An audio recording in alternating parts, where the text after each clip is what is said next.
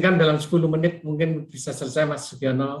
Saya akan berbagi potret bisnis informasi tentang potret bisnis pakan di tahun ini 2021 dan sedikit satu slide melongok apa yang akan terjadi di posisi tahun 2022 tahun depan.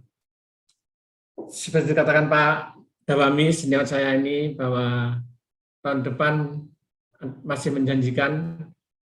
Dan tahun ini pun walaupun pandemi masih belum tentu, tadi Bu Ira menyatakan kepada kita tetap optimis dalam kondisi tak menentu. Baik, next berikutnya.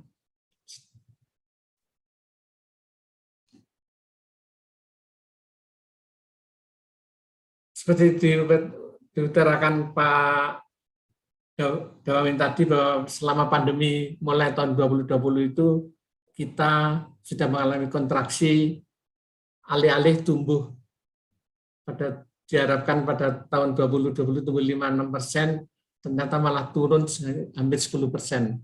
Jadi dari produksi pakan tahun 2019 20,5 juta ton itu mengalami tekanan penurunan sekitar 9,8% atau 10%.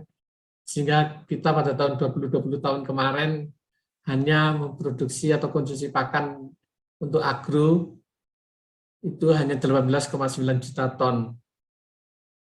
Tahun ini kita harapkan dari 18,9 juta ton bisa tumbuh walaupun sedikit. Perkiraan kita sampai Oktober kemarin kita ekstrapolasi, kemungkinan kita bisa tumbuh hanya 2,6 atau antara 2 dan 3% pada tahun ini dari segi pakan.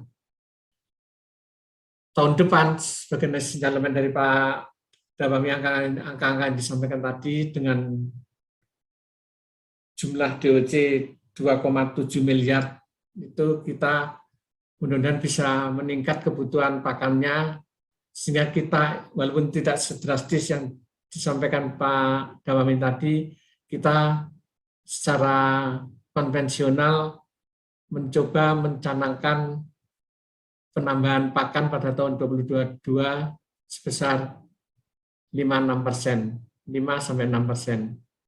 Jadi kalau kita tahun ini insya Allah bisa mencapai angka 19,4, nantinya pada tahun 2022 kalau naik 5 atau 6% bisa menjadi 20,4%. Ini pun belum back to normal pada kondisi 2019. Jadi tekanan pandemi ini sangat besar sekali dengan ada PPKM yang luar biasa ketatnya, sehingga lalu lalang, wisatawan, turisme, dan horeca, hotel, restoran, dan catering juga sangat terpengaruh. Nah, namun demikian tadi disampaikan bahwa kita masih bersyukur kita bergerak pada subsektor pangan yang seperti sering saya katakan, ilustrasikan bahwa orang bisa menunda untuk beli rumah, beli apartemen, atau beli kendaraan, baik motor maupun mobil, atau beli baju, beli sepatu, bisa menunda itu. Tetapi kalau untuk pangan tidak bisa menunda, mereka tetap makan 3 kali, walaupun mungkin lauknya berkurang, yang dulunya paha besar sekarang menjadi paha kecil lauknya.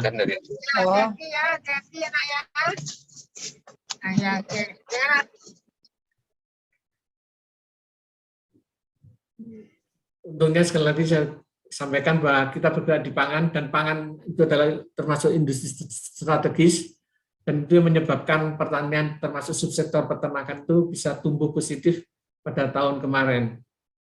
Di mana tahun-tahun di mana usaha atau bisnis yang lainnya baik properti, otomotif, perbankan dan sebagainya mulai terkontraksi sangat signifikan.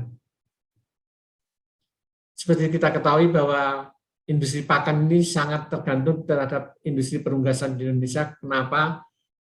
seperti Bapak dan Ibu bisa lihat di pie chart yang ada di sebelah kiri, dari produksi pakan agro di luar pakan aquaculture yang 100% itu, maka 90% pakannya adalah produksi untuk pakan unggas. Artinya terpuruk atau bangkitnya atau tumbuhnya industri pakan ini sangat tergantung dari industri perunggasan. Karena ingat, dari 110 pabrik pakan yang ada di Indonesia, 90% memproduksi pakan unggas. Sementara yang lain hanya kurang lebih sekitar 10%. Itu pun kalau kita breakdown lebih jauh, bahwa dari 90% itu hampir separuh-separuh adalah broiler dan separuhnya lagi adalah layer, dengan asumsi kalau kita produksi konsentrat pakan layer, untuk menghitung kebutuhan jagung kita kalikan dengan 3 karena pemakaiannya sepertiga dalam langsungnya, maka hampir sekitar separuh-separuh, separuh broiler, separuh layer. Walaupun sedikit, kalau broiler dan layer diumpamakan 100%, maka broiler hanya mencapai 51-52%, sedangkan layer mencapai 48 atau 49% dari total keduanya.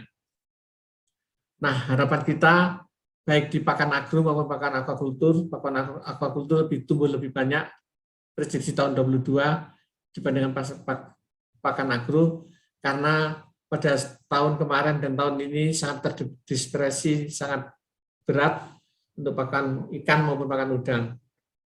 Kalau di pakan aquaculture itu 75% adalah pakan ikan dan 25% pakan udang. Nah, kembali ke tadi bahwa walaupun katakan Pak Dawami bahwa mayoritas sumber protein hewani kita itu berasal dari unggas, dari data BPS menyatakan 64% sumber protein hewani tersuplai oleh ayam, daging ayam, dan telur. Tetapi konsumsinya masih rendah. Tadi dikatakan baru sekitar 11,5 kg per kapita per tahun. Itu masih rendah dibandingkan Malaysia maupun negara tetangga ASEAN lainnya. Jadi kita masih melihat lorong di ujung lorong masih ada terang, sehingga kalau ekonomi tumbuh 5-6% tahun depan, mudah-mudahan kita bisa tumbuh mengikuti tumbuhnya makroekonomi, karena sangat tergantung dari purchasing power atau daya beli masyarakat. Jadi kita harapkan tahun depan kita bisa tumbuh baik broiler maupun layer sekitar 5-6%. Tidak seoptimistik yang diilustrasikan Pak Dawin tadi, bahwa sampai mungkin di atas 10% tumbuhnya kebutuhan broiler, DOJ broiler. Next.